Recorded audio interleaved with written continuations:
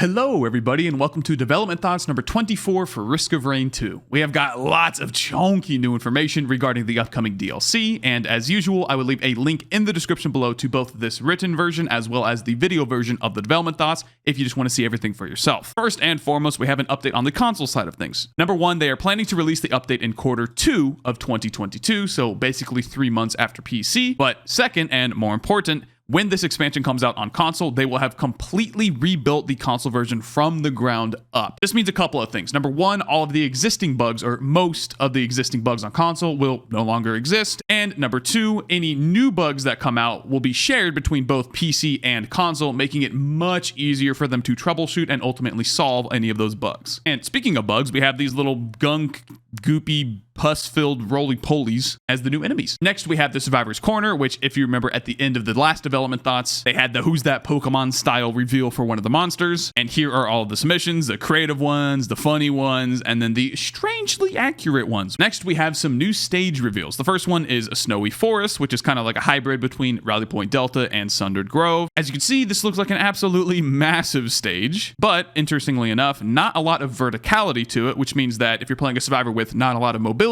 or if you're just in the early game of your run where you just don't have that mobility, it'll be pretty easy to traverse this stage. We also had these little like platforms with fire on them. You can see there's one right here, and then there's like a glow over here, probably another one. Maybe you can interact with these somehow. There's also this massive hole in the wall here, which it looks like you can access this part of the stage as well. And on this stage, we have one of the new enemy types called the Void Jailer. And these guys look sick, like big armored walking lobsters. Their first attack, which you can see right here, is like a charge up shotgun. When it hits you, it slows you. And then their second attack is a big Void root. So you'll want to keep your distance from these guys because if you do not, they're going to lock you down and instantly kill you. Next, another new stage called a Failion Sanctuary, which has this awesome broken floating ruin aesthetic to it. Very, very cool. Kind of reminds me of like a Destiny zone or something. A couple things to note here. We have this massive floating spire with some kind of like trail coming off of it. There seems to be another one in the background over here. And then two, we have these little pillars here with the faint green glow. There's one here,